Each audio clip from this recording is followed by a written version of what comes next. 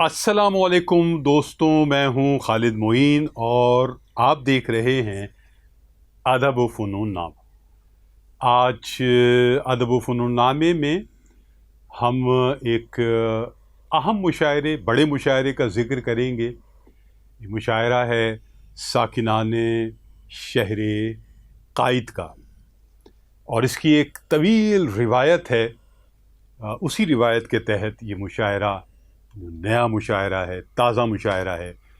یہ ہوا expo centre میں ہفتے کے روز، اور تاریخ تھی 28 مارچ، اور ایسا لگ رہا تھا کہ یہ مشاعرہ ہوگا نہیں ہوگا، کیونکہ کئی دن سے بارش کی پیش گوئی مستقل ہو رہی تھی۔ خیال تھا کہ شاید اس مشاعرے کو آگے بڑھا دیا جائے گا، لیکن اس مشاعرے کے جو منتظم اعلیٰ ہیں محمود احمد خان، انہوں نے اپنے آہنی ارادوں کے تحت اس مشاعرے کو ایکسپو سینٹر میں منعقد کیا، جبکہ اس کے بانی و سرپرست ڈاکٹر پیرزادہ قاسم رضا صدیقی ان پر صاحبان کی طرح اپنی شفقتوں کا اظہار کرتے رہے۔ اس طرح یہ مشاعرہ 28 مارچ کو ہی ایکسپو سینٹر میں ہوا، تاہم اس بار کھلے جو پنڈال ہے اس میں یہ مشاعرہ منعقد نہیں کیا گیا، باوجود وجہ وہی تھی کہ اگر بارش ہو جائے، طوفانی بارش ہو جائے، تو پھر اتنے ہزاروں سامعین کہاں جائیں گے۔ لہٰذا یہ طے کیا گیا، منتظمین نے آپس میں یہ طے کیا کہ اس مشاعرے کو ایکسپو سینٹر کے ہال نمبر 2 میں کیا جائے، اور یہ فیصلہ بہت اچھا رہا، اس لیے کہ وہاں ایک اچھا اسٹیج بھی ہمیں نظر آیا، سامعین کی ایک بڑی تعداد نظر آئی، جو دائیں طرف اسٹیج کے ایک بہت بڑی تعداد کرسیوں کی تھی اور پیچھے تک گئی تھی ہال کے۔ اسی طرح الٹے ہاتھ پر بھی ایک اچھا خاصی تعداد تھی سامعین کی، کرسیاں موجود تھیں، اور کرسیاں پیچھے کی طرف بھی تھیں جہاں فیملیز بیٹھی ہوئی تھیں، بزرگ بیٹھے ہوئے تھے، نوجوان بیٹھے ہوئے تھے، جوان بیٹھے ہوئے تھے۔ اس کے علاوہ جو خاص بات تھی، ایک اس پنڈال میں ایک فرشی نشست کا ایک بہت بڑا اہتمام تھا۔ ابتدا میں یہ تھوڑا فاصلہ محسوس ہو رہا تھا اسٹیج سے فرشی نشست کے سامعین کے درمیان، لیکن جیسے جیسے مشاعرہ آگے بڑھا مزید لوگ آتے چلے گئے، ان کے لیے چاندنیاں بچھائی جاتی رہیں، گاؤ تکیے لگائے جاتے رہے، اور پھر وہ فل ہو گیا پورا جو پنڈال کا شروع کا حصہ تھا، اور ایک بڑی تعداد 100، 150، 200 کے قریب خواتین حضرات اور خوش ذوق سامعین وہ آ کے بیٹھ گئے۔ دراصل مشاعرے کو بنانے میں، مشاعرے کو اٹھانے میں ان سامعین کا بڑا ہاتھ تھا۔ اس مشاعرے کے بہت سارے رخ ہیں جن پر گفتگو کی جا سکتی ہے۔ بہت ساری گفتگو تو مشاعرے سے پہلے ہی شروع ہو گئی تھی، اس لیے کہ ایک بڑا مشاعرہ ہوتا ہے تو بہت ساری چیزیں ہوتی ہیں۔ اس بار شہر میں بہت زیادہ تعداد میں بینرز لگائے گئے، اسکرینز لگائی گئیں، جس سے یہ اندازہ ہوتا ہے کہ منتظمین نے اس کو بہت سنجیدگی سے لیا ہے اور مشاعرے کے پیغام کو دور تک پھیلایا ہے۔ پھر الیکٹرانک میڈیا پر بھی اس کا چرچا رہا، بڑے چینلز اس کو سامنے لاتے رہے، جبکہ سوشل میڈیا پر بھی بہت گونج رہی۔ کچھ اعتراض برائے اعتراض بھی ہوتے ہیں، بہت سارے لوگ آ جاتے ہیں جنہوں نے ذاتی طور پر کوئی 100 افراد کا مشاعرہ بھی کبھی منعقد نہیں کیا ہوتا، وہ کود جاتے ہیں اور وہ مشورے دیتے ہیں اور وہ بتاتے ہیں کیا ہونا چاہیے۔ تو یہ بڑے مزے کی صورتحال ہے۔ ساکنان شہر قائد نے ایک کام یہ بھی شروع کیا ہے کہ مرکزی مشاعرے سے قبل 2 روز، 3 روز پہلے، 4 روز پہلے نوجوانوں کا مشاعرہ بھی وہ منعقد کرتے ہیں الگ ایک جگہ پر۔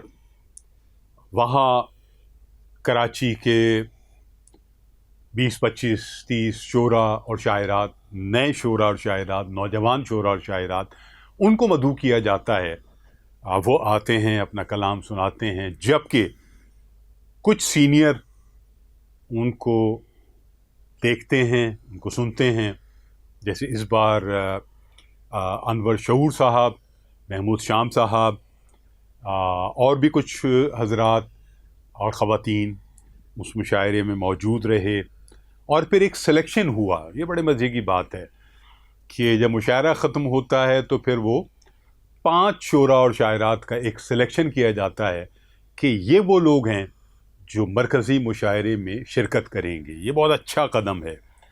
اس سے ایک تو نوجوانوں کی حوصلہ افزائی ہوتی ہے، انہیں یہ محسوس ہوتا ہے کہ ہم جو کاوشیں پیش کرتے ہیں ان کو سنا جاتا ہے، سنجیدگی سے لیا جاتا ہے، پھر ایک سلیکشن ہوتا ہے، پھر مرکزی مشاعرے میں جو باقاعدہ دعوت نامہ ہوتا ہے، کارڈ ہوتا ہے، اس میں ان کی شمولیت ہوتی ہے، ان کی تصویریں لگائی جاتی ہیں۔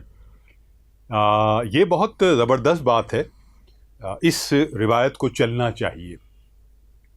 مشاعرے پر جو اعتراضات ہوئے ہیں ان میں سب سے بڑا اعتراض فہرست کے حوالے سے ہوا ہے، اور ہمیشہ ہی ہوتا ہے۔ یہ اعتراض مشاعرے سے قبل بھی ہوتا ہے، مشاعرے کے بعد بھی ہوتا ہے۔ میں نے تو یہ ایک بات کی تھی اپنے دوستوں سے کہ اگر آپ کو یہ دیا جائے 8-10 لوگوں کو موقع کہ آپ فہرست بنا لیں، تو آپ جو فہرست بنائیں گے اس پر اس سے زیادہ اعتراضات ہوں گے جو آپ لوگ اعتراضات کر رہے ہیں۔ تو لہذا منتظمین کو کرنے دیں۔ کچھ شعراء یقیناً ایسے بھی آتے ہیں جنہیں باوجود بلا لیا جاتا ہے، اور وہ ایکسپوز بھی ہوتے ہیں مشاعرے کے دوران۔ ایسے شعراء اور شاعرات جو مشاعرے کا حصہ تو بن جاتے ہیں، لیکن وہ ایکسپوز ہوتے ہیں جب وہ اپنا کلام پڑھ رہے ہوتے ہیں، تو اندازہ ہوتا ہے کہ وہ کس معیار کے شاعر ہیں یا شاعرہ ہیں۔ تاہم یہ جو سب سے بڑی بات ہوتی ہے کہ ایسے شعراء اور شاعرات مشاعرے کو بہت نقصان پہنچاتے ہیں۔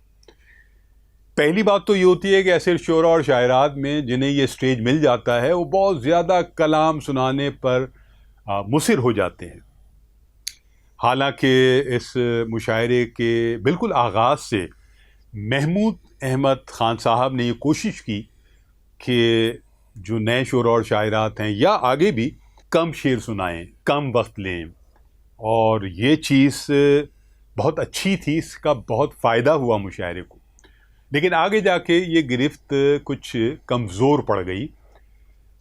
جہاں تک صدارت کا تعلق ہے، اس وقت اردو دنیا کے ایک بہت زبردست شاعر، عہد آفریں شاعر افتخار عارف صاحب نے اس مشاعرے کی صدارت کی، بہت زبردست صدارت کی۔ میں ان کے صدارتی کلام پر بعد میں آؤں گا، فی الحال بات کرتے ہیں ناظمین مشاعرہ کی۔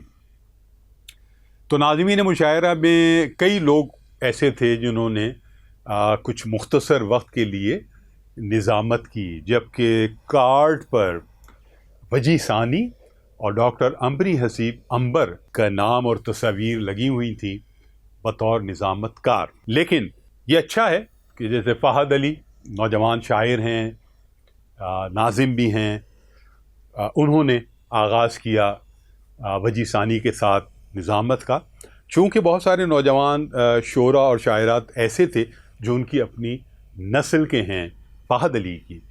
فہد علی نے اچھے انداز میں ان کو تعارف کرایا، اور اس طرح مشاعرہ مدحت عباس اشک سے شروع ہوا، جنہوں نے اپنی ایک فضا بنائی، اور پھر آگے چلا مشاعرہ۔ حیدر رضوی آئے جو اچھے شاعر ہیں، بہت انہوں نے اچھا کلام سنایا۔ پھر خود فہد علی بھی آئے، انہوں نے بھی اچھا کلام سنایا، اور دیکھا جائے تو ابتدا ہی سے فضا بہت اچھی بنائی ان نوجوان شعراء نے۔ کچھ شعراء اور شاعرات ایسے بھی رہے جو نئے تھے، لیکن کوئی خاص تاثر قائم نہیں کر سکے۔ نظامت بدلتی رہی، پھر رضوان زیدی بھی آئے نظامت کے لیے، چلتے رہے۔ وجی ثانی ان سب میں مشترک رہے۔ آگے چلتا رہا مشاعرہ، اور آگے چل کے وسیم بادامی بھی ناظمین کی فہرست میں شامل ہو گئے۔ آغا شیرازی بھی شامل ہوئے اس سے پہلے، ڈاکٹر عمری حسیب عنبر بھی آ کے شریک ہو گئیں۔ تو اس طرح وقفے وقفے سے یہ نظامتیں مشاعرے کو آگے بڑھاتی رہیں۔ فہرست کیونکہ پہلے سے بنی ہوئی تھی، تو آپس میں وہ شیئرنگ کر کے بلاتے رہے شعراء کو.